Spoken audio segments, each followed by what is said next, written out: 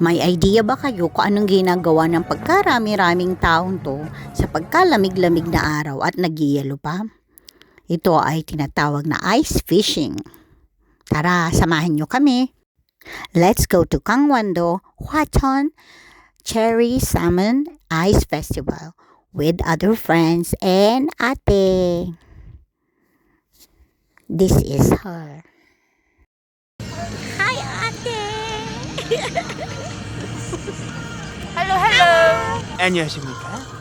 And as usual, magandang umalis ng madaling araw. Grabe talaga yung lamig ng araw na to.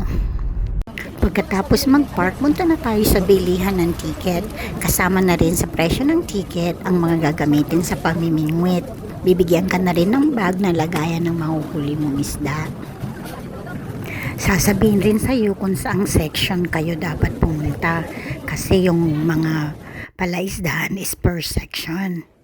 By the way, kung hindi ka pa Korean citizen at foreign ID ka pa, meron sariling booth dito yon. Sinamahan namin yung ibang kasama namin kasi foreign ID holder sila. And by the way, iba din yung fishing area for foreigners. Hindi dahil sa discrimination, pero to maintain comfort ng bawat isa. Both Koreans and foreigners, and marami silang activities for foreigners.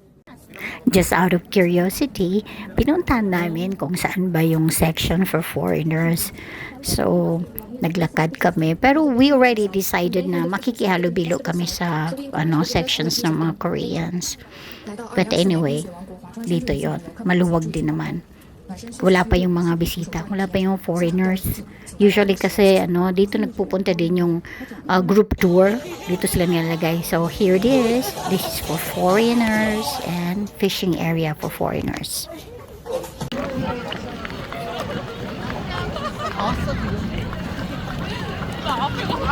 Tara, sundan nyo ako kasi ipapakita ko sa inyo na hindi lang ice fishing ang pwedeng gawin dito. Make sure pala na ang shoes ninyo ay may spike at thermal. Or kung wala kayong thermal shoes, pwede namang any kind of comfortable shoes basta hindi slippery at kapalan nyo na lang yung medyas ninyo. Kasi madulas nga. Meron ding mga ice sculptures na pwede kayo magpicture. Yun nga lang, huwag kayong aasa na makakuha kayo ng perfect shot. Kasi sa dami ng tao talaga at marami din dumadaan dito, mahirap makakuha ng magandang pictures. Namnamin na lang ang view. Ikaw ba?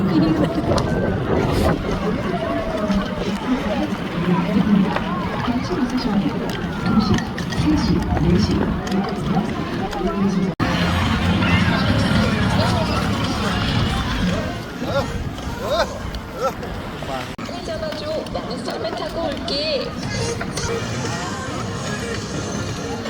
용이 보라선에서 혜택이 좀 나왔구나.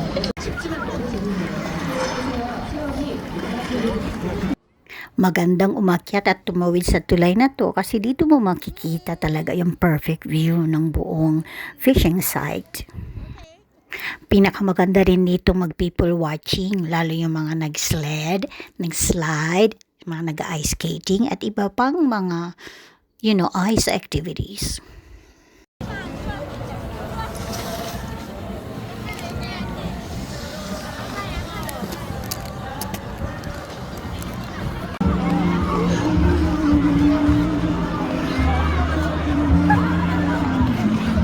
Ewan ko lang sa... Tama ng pila. Bayad lang yan. Yun naman, sasakay naman yun. Saglit lang yan. Well, anyway, ang main purpose natin kaya tayo bumiyay sa lugar na to is para mag-ice fishing, para ma-experience natin. So tara na, simulan na natin. Pumasok na kami doon sa assigned section kasi ina-assign yun pag bumili ka ng ticket. Sasabihin sa'yo, may mga number yung kada section dyan. So, nag-request kami na hindi kami mag-fishing doon sa foreign area. Gusto namin makihalubilo sa mga Korean and inalaw naman nila kasi yung ilan sa amin may Korean ID. So, yon, nandito na kami. Although kasama na sa bayad ng ticket yung fishing hook and yung plastic na paglalagyan ng mahulihan, I still recommend na magdala kayo ng sarili ninyong mat or sariling chair kasi sa paghihintay nyo para makahuli, matagal yon. So baka mainip kayo at sobrang lamig. So make sure meron kayong upuan doon. And make sure na warm yung suot ninyong clothes and shoes. And I would recommend wearing a hat or a bonnet and wearing pairs of gloves kasi talagang malamig ang mag-fishing sa ganitong area. And hindi naman guaranteed na makakahuli agad. Also, sabi nila hindi allow magdala ng food, yung mga simple snacks, sekreto na lang. Kasi pag nakitaan kayo ng mga bantay na kumakain dun sa loob, binabawal nila kasi para maiwasan ang basura. Allowed naman ng drinks, so I would recommend magdala kayo ng thermos ninyo and put some coffee or tea para maging warm naman kayo habang naghihintay ng isda. Walang isda. Kailangan na masalan. 파이팅 하시고요. 자, 마지막 날 파이팅 하시길 바라겠습니다. 자, Walang isda? 좋았다는 노래 손진우 사랑해라고 외치시면서 5311번님께서 신청해 주신 Yo, sure.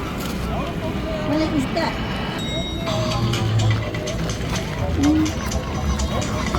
Bili kaya ako doon na baka may bread. Buti pa yung katabi kong Ajashi may nahuli na. Magaya kaya yung technique niya.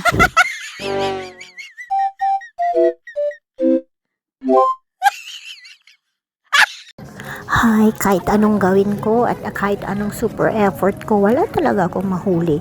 Kaya lumipat ako sa ibang butas. Allowed naman na magpalipat-lipat ka.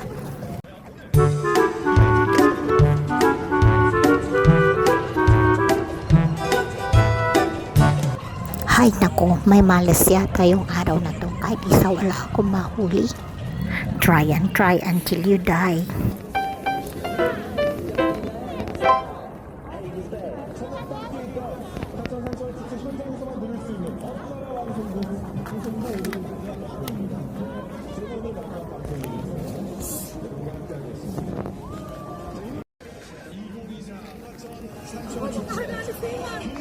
Ay, si Kuya, ang laki!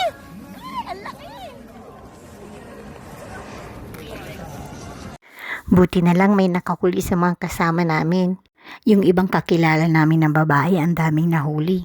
Tapos yung nahuli namin, inilagay namin sa bag and dinala namin dun sa ihawan. May bayad yung pagpapaihaw. Per fish ang bayad. So, mas marami kang paihaw, mas marami ang bayad.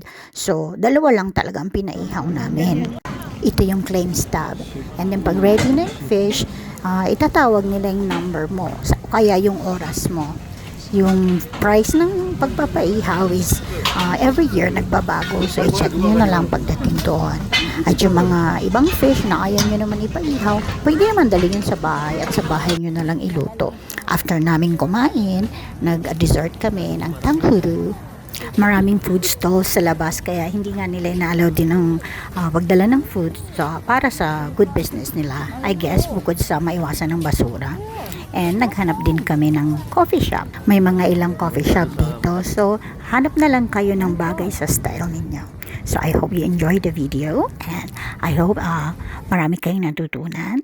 And I will see you sa susunod nating video. Thank you for watching Wandering Tiger. Bye!